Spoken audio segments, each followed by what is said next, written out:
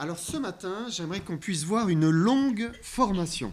Quand on fait des études, il y a parfois des filières courtes et des filières longues. J'ai ma petite sœur, je pense qu'elle a terminé ses études vers 32 ans. Donc ça fait quand même très long. Hein. Et puis d'autres, ils sont vite jetés dans le, comment dire, le travail. Hein. Ils recherchent un poste rapidement parce qu'ils ont une filière qui est finalement assez courte. Et ce matin, j'aimerais qu'on voit ensemble la formation du Seigneur. Combien dure-t-elle, cette formation du Seigneur ? En vérité, pour être un disciple, on peut dire que c'est une formation qui ne finit jamais. Elle commence à la conversion, et puis après, eh bien, c'est non-stop. Hein. Ça se poursuit tout au long de la vie. Pourquoi ? Parce que le Seigneur veut nous amener à devenir un servant ou une servante, un disciple qui soit efficace, qui soit utile pour son œuvre. Et ça prend généralement des années. Des années. Or, bien sûr, Dieu se sert de tous ses enfants, même les plus jeunes, dans leur faiblesse. Hein. Il fait des miracles. D'ailleurs, souvent, quand quelqu'un vient au Seigneur, il déborde de la joie, de l'obéissance, de la consécration. Et donc, le Seigneur l'utilise. Il est un outil qui est utile entre ses mains. Mais aussi, c'est quelque chose qui peut se perdre avec le temps. Hein, et vous qui avez une décennie ou plus de vie chrétienne, vous le savez, parfois, voilà, l'amour du Seigneur se refroidit, hein, la consécration aussi. Hein. Mais ce que Dieu veut, c'est que nous portions beaucoup de fruits. On avait vu ça ensemble, donc il y a 15 jours, ou je ne sais plus, la semaine dernière ou il y a 15 jours. Mais la formation du Seigneur, elle dure un certain temps. Ce matin, on va voir une très longue formation qui nous enseigne sur la manière d'agir du Seigneur. Et juste avant, j'aimerais prier. Seigneur, merci de bénir ces instants et Seigneur, combien nous avons besoin de toi pour toutes choses. Nous sommes reconnaissants. Merci pour le témoignage que nous avons entendu tout à l'heure et merci parce que tu ramènes les rebelles à la sagesse des justes. Hein. Seigneur, comme tu dis dans ta parole. Et Seigneur, nous sommes reconnaissants parce que tu aimes sans t'arrêter, Seigneur, et tu continues à travailler les cœurs. Et combien nous te prions pour les rebelles que nous connaissons, que nous avons dans nos familles parfois. Seigneur, nous te demandons de les ramener, comme tu as ramené notre sœur. Seigneur, tu es un Dieu vivant, un Dieu puissant, et nous en sommes très reconnaissants. Père, bénis ta parole, s'il te plaît, et aide-nous encore à recevoir de toi tout ce que tu veux nous donner, s'il te plaît. Merci pour ta grâce, au nom de Jésus-Christ. Amen. Amen. Alors, pour commencer, j'aimerais qu'on prenne un texte, c'est Exode 2, et on va lire les versets 5 à 6. La fille de Pharaon descendit au fleuve pour se baigner, et ses compagnes se promenèrent le long du fleuve. Elle aperçut la caisse au milieu des roseaux, et elle envoya sa servante pour la prendre. Elle l'ouvrit et vit l'enfant. C'était un petit garçon qui pleurait. Elle en eut pitié, et elle dit « C'est un enfant des Hébreux ». Donc voilà, nous sommes dans les premiers jours ici de l'histoire de celui qui va être appelé Moïse, hein, sorti des eaux. Et la fille de Pharaon a donc adopté cet enfant juif. Elle en a fait le sien. Hein. Dans un temps où le peuple hébreu était esclave en Égypte, Moïse, lui, a grandi à la cour de Pharaon. Qu'est-ce que ça signifie ? Il était dans le palais royal. Il a reçu les meilleurs soins, la meilleure éducation. Il a grandi dans la sagesse des Égyptiens. Il a appris, bien sûr, à lire, à écrire, et notamment les hiéroglyphes, hein, et probablement plus encore. Il a appris la science des Égyptiens, parce qu'ils étaient quand même bien avancés. Hein, on le voit avec toutes ces pyramides qui en témoignent. Ils avaient une connaissance des mathématiques, hein, de la géométrie, une habileté hein, pour tailler ces pierres qu'ils ont réussi à insérer de manière parfaite. Hein. C'était une société qui était organisée, avec des impôts, un recensement, une gestion agricole évoluée. J'ai lu qu'en médecine même, ils pratiquaient des actes de chirurgie simples. Il fallait oser. Hein. Voilà, ils faisaient quand même beaucoup de choses. Hein. Et Moïse, donc, a bénéficié de toute cette science, toute cette éducation, et il était un prince. Mais il était dans une société, une civilisation qui était polythéiste. Hein. Donc ils adoraient Ra, le dieu du soleil, Osiris, le dieu des morts et de la résurrection. Isis, la déesse de la magie et de la maternité, Anubis, le dieu des morts et de l'embaumement, Horus, le dieu du ciel. Mais Moïse connaissait son origine. Il savait d'où il venait. Il connaissait son peuple, le peuple hébreu, puisque la fille de Pharaon, sans le savoir, eh bien, a pris la propre mère de Moïse pour être la nourrice de l'enfant. Donc, voilà, quand même, sa mère eh bien, était auprès de son fils, en tout cas dans sa jeunesse, et Moïse connaissait son origine. Et il était partagé dans son cœur. Comment concilier son origine hébraïque avec toute cette éducation qu'il recevait à la cour. Il savait aussi que le peuple hébreu était le peuple qui adorait l'Éternel, le seul vrai Dieu, le créateur des cieux et de la terre. Et il était partagé dans son cœur. Il avait une attirance pour son propre peuple et une attirance pour ce Dieu, le Dieu de ses pères, l'Éternel. Et il va faire un choix.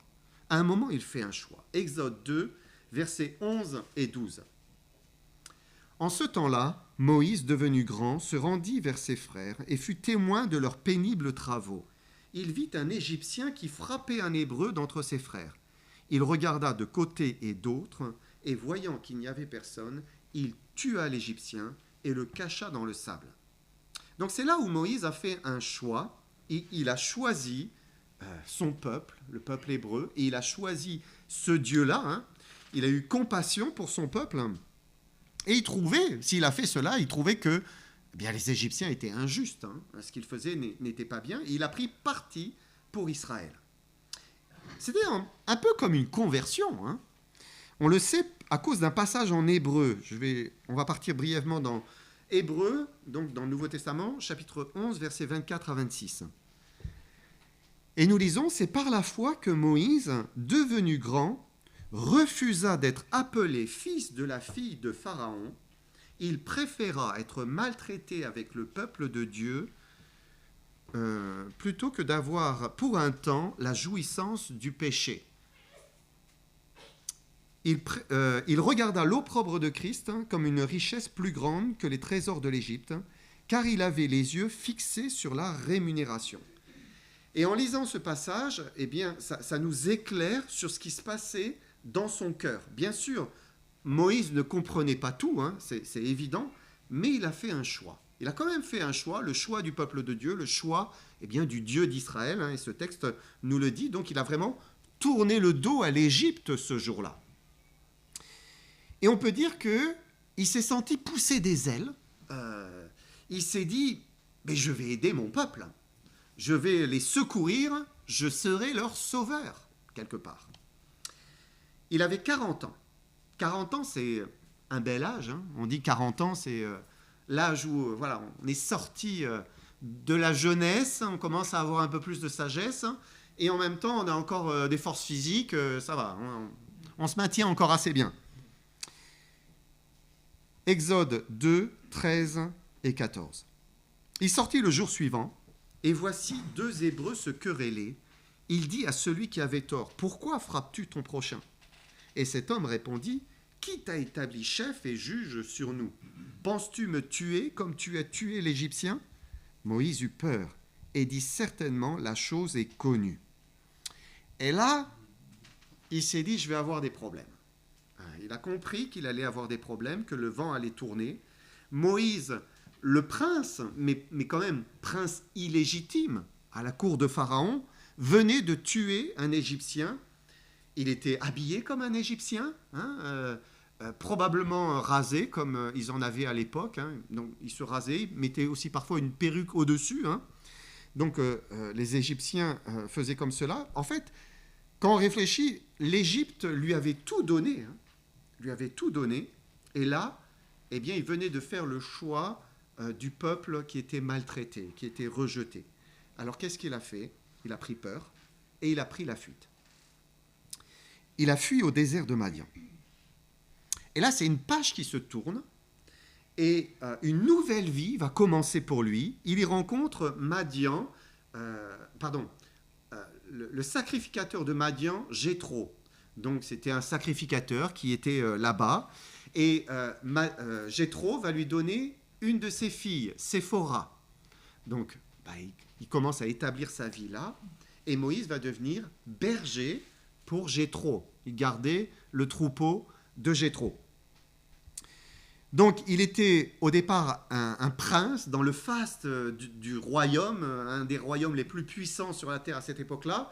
Et puis, il descend, il se retrouve berger, solitaire, dans un désert montagneux, semi-aride. Et là, il a eu du temps pour lui, beaucoup de temps, voilà, à se promener avec ses brebis, du temps pour réfléchir, du temps pour se remettre en question. Et la Bible nous dit qu'il y est resté 40 ans. On dit souvent que pendant 40 ans, Moïse a grandi en pensant qu'il était quelque chose, et puis pendant 40 ans, les 40 ans suivantes, eh bien, il a réalisé qu'il n'était pas grand-chose, alors qu'il était un berger. 40 dans la Bible, c'est le nombre de l'épreuve, le nombre de la préparation aussi, le nombre de la purification. On retrouve ce nombre de 40 un petit peu partout, Par exemple, lors du déluge, il y a eu 40 jours et 40 nuits donc, de pluie qui sont tombées sur la terre. Moïse est resté plus tard 40 jours et 40 nuits sur le mont Sinaï pour recevoir la loi. À la suite de la sortie d'Égypte, donc un peu plus tard, le peuple hébreu a tourné 40 ans dans le désert parce qu'il ne voulait pas entrer dans le pays de Canaan. Plus tard, le prophète Élie qui était abattu dans son âme, il a marché pendant 40 jours, 40 nuits aussi, jusqu'au mont Horeb. Jésus a jeûné 40 jours, 40 nuits. Ou encore, après la résurrection, on voit Jésus qui va apparaître à ses disciples pendant 40 jours. Et ces 40 années donc dans le désert, pour Moïse, avaient une raison d'être pour lui. D'une manière invisible, Dieu était en train de pétrir, de travailler le cœur de Moïse. Dieu met toujours un certain temps pour préparer ce qu'il veut faire de nous. Il agit, il nous brise, il nous sanctifie, il nous transforme. Et vraiment, cette période de 40 ans correspondait à un temps de transformation pour Moïse. Il faut du temps pour devenir ce que Dieu veut que nous soyons. Il faut du temps, il faut toujours du temps. Regardez David, jeune David. Il est loin pour devenir roi d'Israël. C'est merveilleux, À quel âge ? Peut-être vers 14-15 ans, quelque chose comme ça. Combien de temps a-t-il fallu avant qu'il ne devienne roi ? En fait, il est devenu roi à 30 ans. Donc, voilà, une bonne période de 15 années. Regardez Joseph.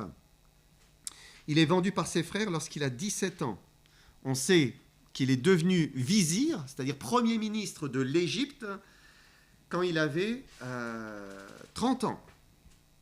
Et donc, il a vécu 13 ans comme esclave, et puis en prison, une bonne partie en prison, la fin. 13 années où il a été travaillé, où il a été éprouvé, c'était difficile, mais finalement, eh bien, Joseph en est sorti pour devenir une bénédiction pour son propre peuple, pour ses frères. Je vous donne un autre exemple, c'est Saul de Tarse. Donc, il est arrêté sur le chemin de Damas par Jésus-Christ lui-même. Pourquoi ? Il est dit parce que Dieu voit en lui un homme qui va devenir un instrument pour porter son nom devant les nations, les rois et devant les fils d'Israël. Donc, Dieu voit qu'il va faire quelque chose avec lui, mais Paul ne va pas devenir le Paul que l'on connaît du jour au lendemain. Alors, il avait quand même un avantage, c'est qu'il était rabbin, il connaissait bien tout l'Ancien Testament, il était versé dans les Écritures, mais est-ce que ça suffisait pour faire de lui un serviteur de Jésus-Christ ? Ben non. En fait, c'est lui-même qui l'explique, il nous le dit. Regardez, Galates 1, on va lire versets 15 à 18. Il dit, mais lorsqu'il plut à celui qui m'avait mis à part dès le sein de ma mère et qui m'a appelé par sa grâce, de révéler en moi son Fils, afin que je l'annonce parmi les païens, aussitôt, je ne consultai ni la chair ni le sang, et je ne montai point à Jérusalem vers ceux qui furent apôtres avant moi, mais je partis pour l'Arabie. Puis je revins encore à Damas. 3 ans plus tard, je montai à Jérusalem pour faire la connaissance de Céphas, et je demeurai 15 jours chez lui. Donc, Par ce texte, on sait que Paul était pendant 3 ans, ici en Arabie, une parenthèse dont on ignore tout en fait. On ne sait pas ce qui s'est passé pendant ces 3 ans. Mais ce qu'on sait, c'est que Dieu a travaillé, Dieu a sanctifié, il a éprouvé son serviteur, il a formé en fait son serviteur.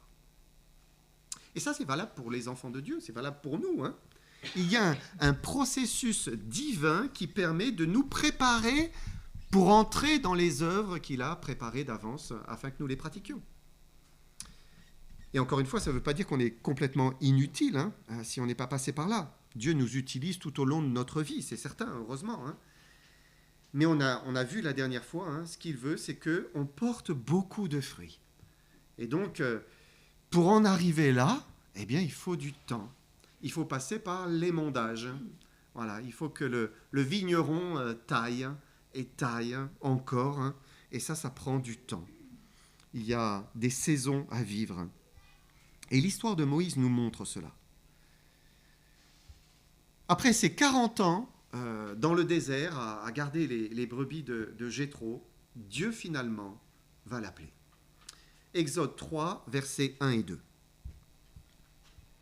Moïse faisait paître le troupeau de Jéthro, son beau-père, sacrificateur de Madian, et il mena le troupeau derrière le désert et vint à la montagne de Dieu à Horeb. L'ange de l'Éternel lui apparut dans une flamme de feu au milieu d'un buisson. Moïse regarda, et voici le buisson était tout en feu, et le buisson ne se consumait point. Moïse va donc se retrouver ici devant l'ange de l'Éternel. Qui est l'ange de l'Éternel? Si vous continuez la lecture du texte, vous voyez qu'il ne s'agit pas que d'un ange, mais c'est Dieu lui-même. On le lit en Exode 3, verset 4. L'Éternel vit qu'il se détournait pour voir, et Dieu l'appela du milieu du buisson, et dit « Moïse, Moïse !»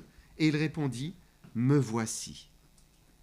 Donc, on vient de voir l'ange de l'Éternel était au milieu du buisson, et là on voit l'Éternel est au milieu du buisson, Dieu est au milieu du buisson.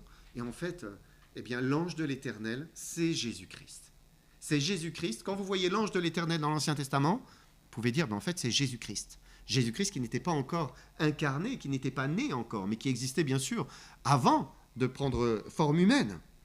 Il s'agit ici d'une théophanie, c'est-à-dire une manifestation de Dieu. Dieu se révèle aux hommes sur la terre, c'est une apparition de Dieu. Il faut savoir que personne ne peut voir Dieu en face. C'est ce que la Bible dit. Il est écrit « Dieu habite une lumière inaccessible que nul homme n'a vue ni ne peut voir. » Voilà. On sait ce que c'est quelque chose de lumineux quand on regarde le soleil. Là, c'est une lumière, on ne peut pas y pénétrer. C'est tellement brillant, c'est impossible. Pourquoi ? Parce qu'on est pécheur. Et qu'on ne peut pas se présenter avec son péché comme cela devant Dieu, c'est impossible. Mais Dieu a bien voulu se laisser entrevoir au travers de son Fils, sa propre image. C'est ce que l'évangile de Jean nous dit, Jean 1, verset 18. Il dit « Personne n'a jamais vu Dieu. Le Fils unique qui est dans le sein du Père est celui qui l'a fait connaître. » Donc Moïse n'a pas vu Dieu le Père ici, il a vu Jésus-Christ. Dieu le Fils qui s'est révélé, qui s'est manifesté à lui. Dieu se révèle donc à lui et il va l'appeler. Exode 3, versets 10 à 12. Il lui dit « Maintenant va, je t'enverrai auprès de Pharaon et tu feras sortir d'Égypte mon peuple, les enfants d'Israël. » Moïse dit à Dieu « Qui suis-je pour aller vers Pharaon et pour faire sortir d'Égypte les enfants d'Israël ?» Dieu dit « Je serai avec toi et ceci sera pour toi le signe que c'est moi qui t'envoie. Quand tu auras fait sortir d'Égypte le peuple, vous servirez Dieu sur cette montagne. » 40 ans auparavant, Moïse se sentait capable de secourir son peuple, le peuple hébreu. Et maintenant, il dit, mais qui suis-je ? Là, il ne se sent plus capable. Mais Dieu juge, ça y est, c'est le moment. là maintenant, eh bien c'est ce que tu vas faire. Alors on ne va pas lire toute la scène, mais Moïse va exprimer beaucoup de doutes. Pourquoi ? Parce qu'il se souvient de son expérience passée. Il se souvient comment il a été accueilli par ses frères et comment ils l'ont rejeté. Et donc, voilà, il a pas mal de réticences. Alors, nous lisons Exode 4, verset 1.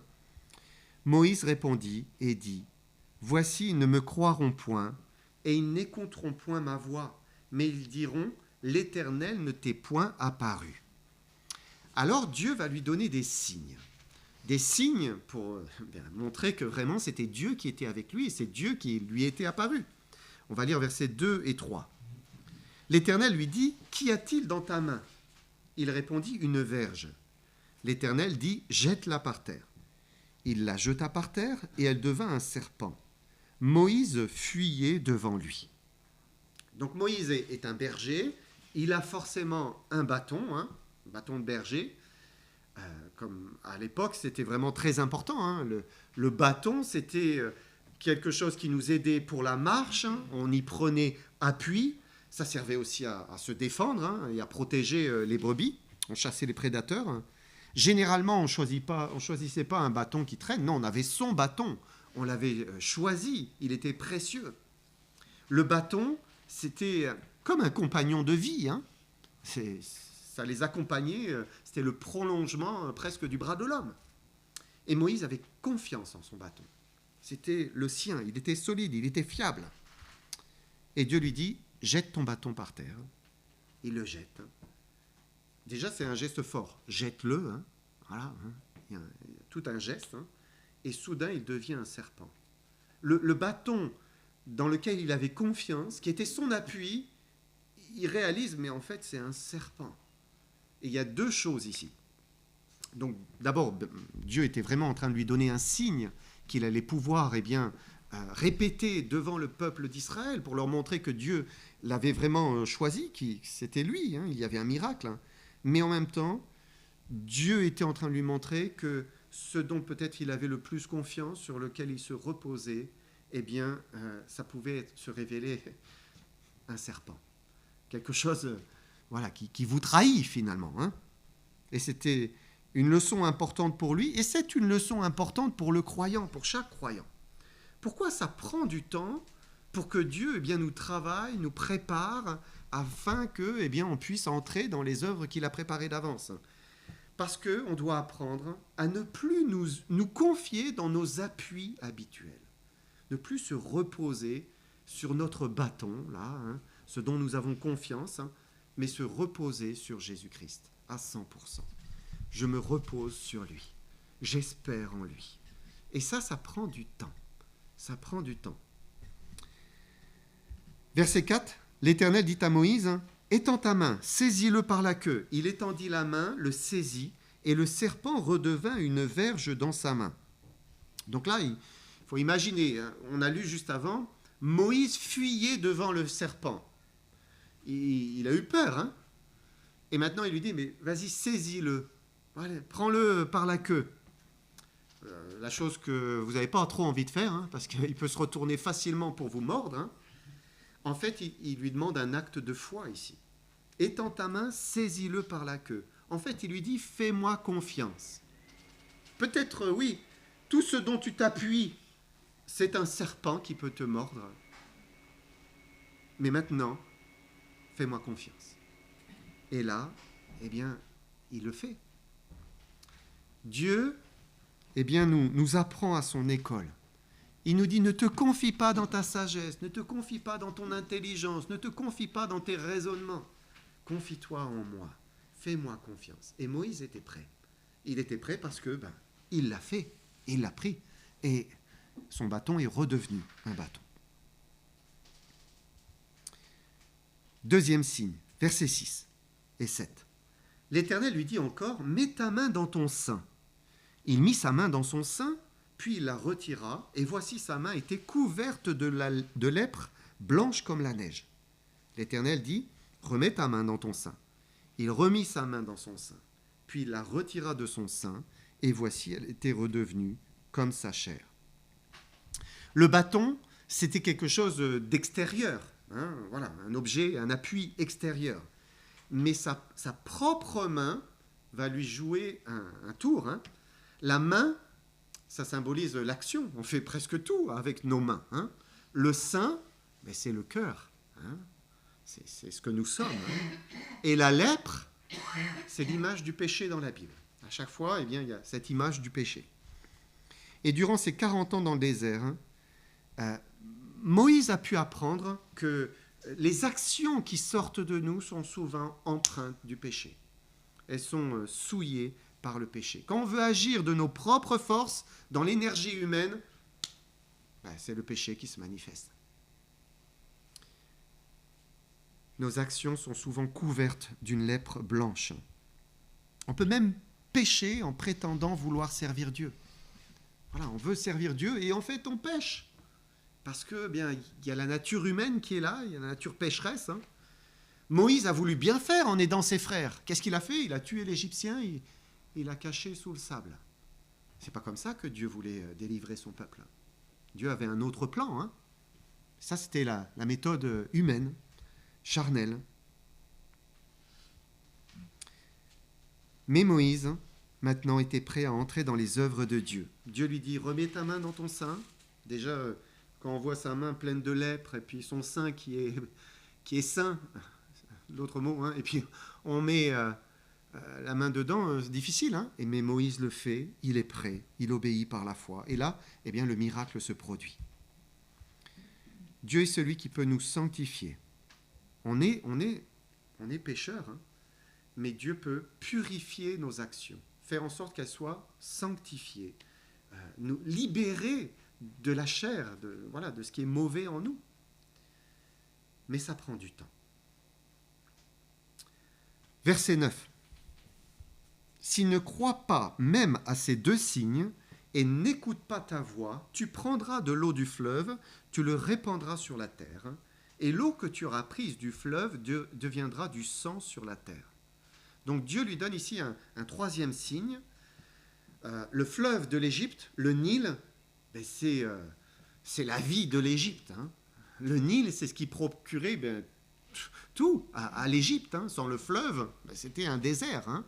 Avec les crues, eh bien, le limon pouvait se poser sur les berges, ça en faisait des terres qui étaient fertiles pour pouvoir planter. Vraiment, le Nil, c'était très important. D'ailleurs, ils adoraient un dieu qui s'appelait Hapi, le dieu de la crue. Hapi. Bon, vous pensez à l'anglais, bien sûr. Hein. Et transformer l'eau du Nil en sang, ben, c'était vraiment frapper l'Égypte dans son cœur. Et ce 3e signe, en fait, c'est le signe qui va ouvrir les 10 plaies. C'est la première plaie qui vont tomber sur l'Égypte. Hein. Dieu lui donnait donc le signe par lequel Dieu allait exercer sa justice divine sur les Égyptiens. On a lu tout à l'heure Exode 3:9. Il dit « Voici les cris d'Israël sont venus jusqu'à moi et j'ai vu l'oppression que leur font souffrir les Égyptiens. » Cette oppression, c'était déjà celle que Moïse avait vue 40 ans plus tôt. Et Dieu, eh bien, avait décidé d'intervenir.